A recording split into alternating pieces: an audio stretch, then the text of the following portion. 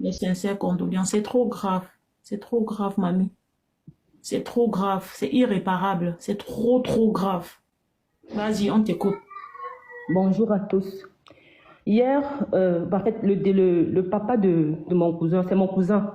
Oui, Le papa je de- précise. Tu vois, quand Oui. tu es en train de parler du monsieur, il faut dire monsieur Noirfo. Tu vois, ne l'associons pas encore à... Il veut pas qu'on l'associe à l'idée en racontant le crime. Mais son petit nom même du quartier de Ngouaikele, je vais donner son petit nom qu'on l'appelle en Ngouaikele. On l'appelle Papa Black. Monsieur Mwafo, c'est Papa Black. Donc, voilà ce qui se passe. Hier, aux environs de 14h45, le père de mon petit-neveu, il était en train de... Parce qu'il dit en Ngouaikele, il était en train de marcher. Du coup, les amis du quartier en Ngouaikele, on a grandi ensemble et tout, appellent donc mon cousin. Je ne sais pas si je peux prononcer son nom. Oui, tu peux. Ok, il s'appelle Paulin, mon cousin. Je parle, donc, on appelle Paulin, ses amis l'appellent, ils étaient au bar, ils disent que, ah, viens nous donner même une bière, on boit, c'est samedi et tout. C'est comme ça que mon cousin part donc s'asseoir avec ses amis au bar. Ils sont dans l'ambiance.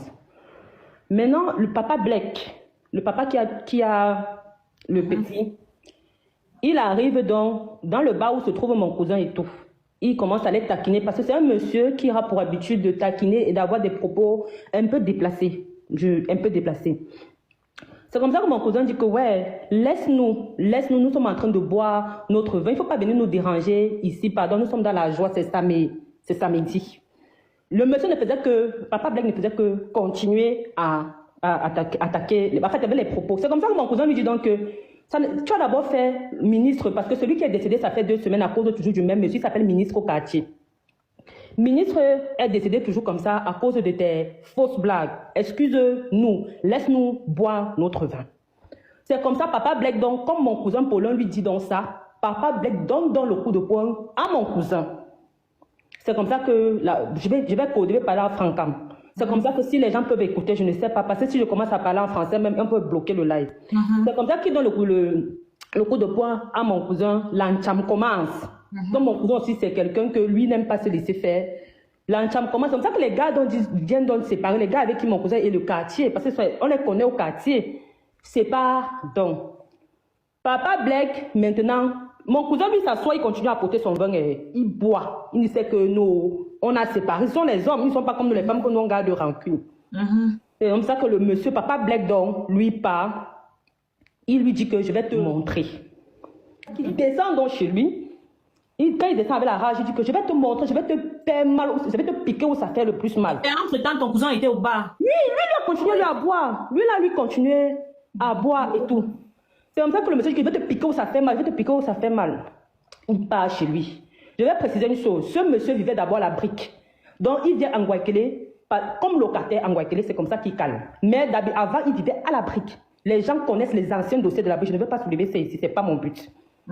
Il part donc chez lui, il sort, tu vois les poignards des Wadjo là, non? Les poignards des Wadjo là. C'est un poignard empoisonné. Quand tu vis dans le quartier, on ne ferme même pas trop les portes à la maison. C'est quand on dort qu'on ferme. Donc en journée comme ça, on laisse les portes ouvertes. C'est comme ça que papa Black donc part chez lui, il prend le poignard, il monte chez mon cousin, en haut chez lui. Quand il monte chez mon cousin, il y avait 3 enfants. Parce que j'ai causé hier avec la maman pour avoir la certitude que ce que je dis est vrai. Il y avait 3 enfants en haut, il y avait une autre en bas avec ma petite cousine, la dernière née de la famille de mon oncle, avec ma petite cousine. Quand il monte donc, il dit que je vais tuer tous les 3, je monte comme ça pour tuer tous les 3 enfants et tout. Le premier bébé Mathis, celui qui est décédé, mon neveu qui est décédé, il était au salon avec bébé Daniel. Bébé Daniel, lui, puisqu'il est un peu grand, il a une présence d'esprit. Là, je crois que bébé Daniel a 7 ans, il avait un écart d'1 an, donc il a 7 ans. Il court, il part dans la chambre, il se ferme. Ouais, il n'a pas tiré son frère. Le bébé, oui, un enfant. Un enfant. Maintenant, bébé Daniela, elle est aux toilettes. Donc, quand elle veut sortir des toilettes, bébé Daniela, je crois qu'elle a 9 ans ou 10 ans. Quand elle veut sortir des toilettes, elle voit le monsieur avec le couteau, la panique de l'enfant, elle rentre dans les toilettes. Entre elles se ferment. Heureusement qu'ils sont même fermés. Voilà, elle ferme donc la porte. C'est comme ça. Bref, il fait ce qu'il a fait à l'enfant. Il part maintenant, puisqu'il sortait de la bagarre, il était fatigué. Il part maintenant, il secoue la porte de bébé Daniel. C'est comme ça que bébé Daniel crie à la fenêtre. Il crie. Le monsieur donc voit qu'il ne peut donc pas casser la porte. Il redescend avec le truc à main, le poignard à main. Il dit que j'ai dit que je vais tuer ces 3 enfants. Je vais tuer au moins ce 3. Il y a les témoins qui affirment ce que je dis. Hey God. C'est comme ça donc que quand l'enfant, il descend. Quand il descend, il ne part pas chez lui. Hein. Il ne part pas chez lui. Il remonte vers la... Attends, l'enfant était en train de mourir déjà. Non, parce qu'il était... je t'explique la salade. Donc quand le monsieur sort, il remonte vers la route. En montant, en courant, que j'ai dit que je vais tuer les 3 enfants de Pologne. Je vais les tuer. Je n'ai que pris un. Les autres sont où? C'est comme ça qu'il monte. L'enfant donc maintenant a combattu avec la mort.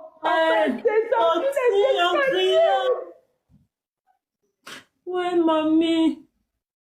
Ouais, mamie. Ouais, mamie. L'enfant est descendu les escaliers. Il est monté. Ouais, mamie. Jusqu'à il y a une maman qui fait le traiteur là-bas. C'est où l'enfant tombe. Quand l'enfant tombe, il y a une voisine. Donc, lui, le papa, lui, il était en route. C'est une voisine qui porte l'enfant. Premier hôpital, c'est la garnison. Donc, Château Guaquelé. La femme porte l'enfant. Première des choses, hôpital. Elle allait donc. Il parlait, le monsieur, lui, il était en train de prendre le virage pour descendre, sûrement pour aller voir mon cousin avec le poignard en route. Parce que tout le monde était. Voyait.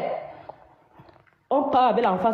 Mon cousin, quand il est assis là-bas, la rumeur part vite. Il me dit que, mais, toi, tu es assis ici, on a tué ton enfant, on a poignardé, Blake a poignardé ton enfant là-bas, tu fais quoi au bar?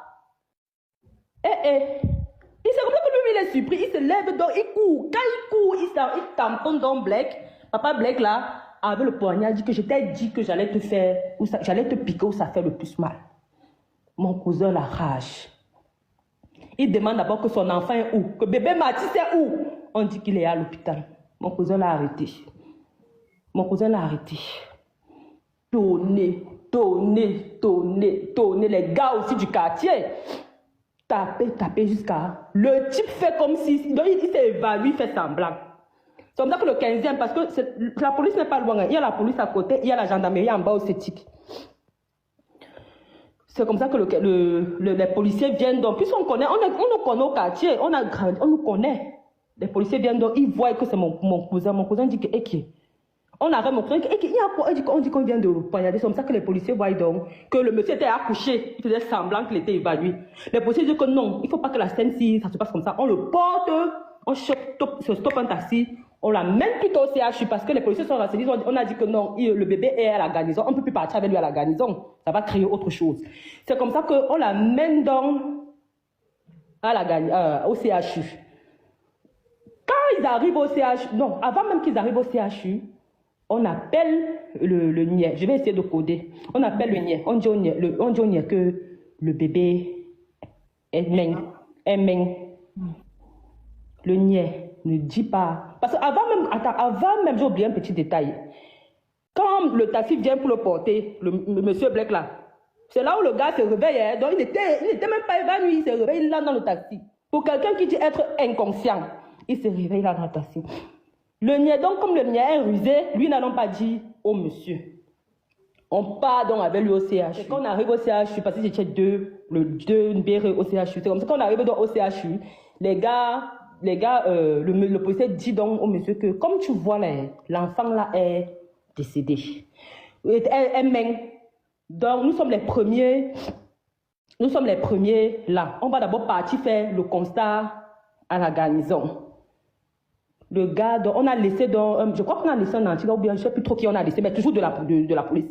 Le papa Blake donc voulait s'échapper. C'est comme ça que il y a une tata là, je ne vais pas prononcer son nom, elle avait appelé d'autres personnes, une tata aussi qui nous connaît bien placée. Elle a appelé d'autres niais. Ils sont arrivés à l'hôpital, qui voulaient donc s'échapper, on l'a arrêté.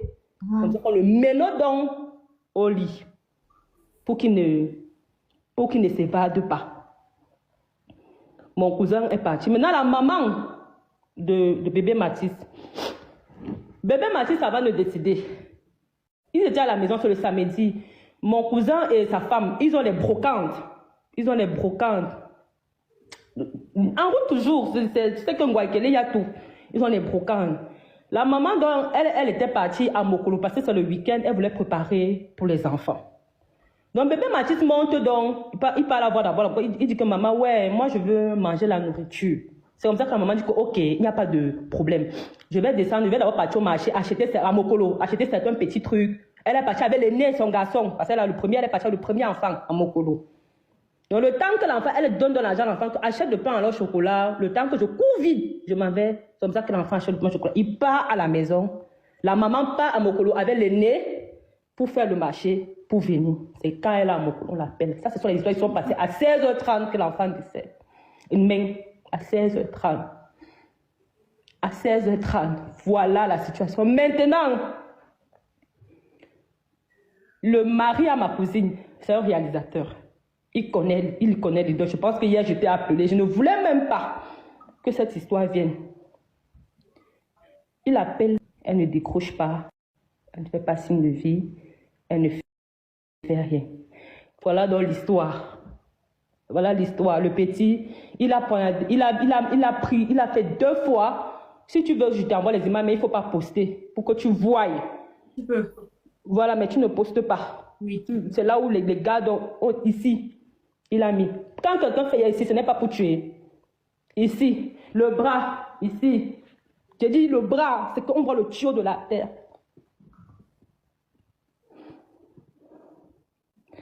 Voilà d'un papa, en moins d'1 mois, le record de 2 victimes. Il avait assassiné quelqu'un. Ministre, le monsieur que je te parle là, la bagarre vient parce que mon cousin a dit que tu as fait ça, ministre. Ministre, Il est en liberté. Attends, il est en liberté, pourquoi s'il a... Maman le Cameroun, maman le Cameroun, maman le Cameroun, maman le Cameroun. Ministre est parti, ministre encore dans la glace. J'ai appelé tout le monde jusqu'à mon frère, jusqu'à sa femme pour me rassurer que ce que je vais dire. Parce qu'ils ne voulaient même pas. Je leur ai dit, vous savez quoi? Avant de vous appeler jusqu'à là, j'ai contacté la salade. Je t'ai dit, tu es témoin. Je t'ai dit que je ne veux pas. J'entre en contact, que l'idole dise où son père est, si elle connaît. Voilà, je ne voulais pas. Mais depuis, on l'appelle. On appelle la fille de la conseillère en question. Il y a un qui a eu le toupet de m'appeler pour me demander que l'idole a quoi à y voir. Je lui ai demandé que mon neveu avait quoi à y voir. Tu dis que l'enfant a quoi à y voir. Je lui ai demandé que mon neveu de 6 ans a quoi à y voir. Avec quoi à y voir dans l'histoire. Et s'il te plaît, la salade, quand je te dis bébé Mathis, si tu connais l'histoire de cet enfant, c'est parce qu'on ne parle pas les choses de famille. Si tu connais l'histoire de cet enfant, tu vas avoir la chair de poule. Peut-être tu vas... je ne sais même pas comment dire.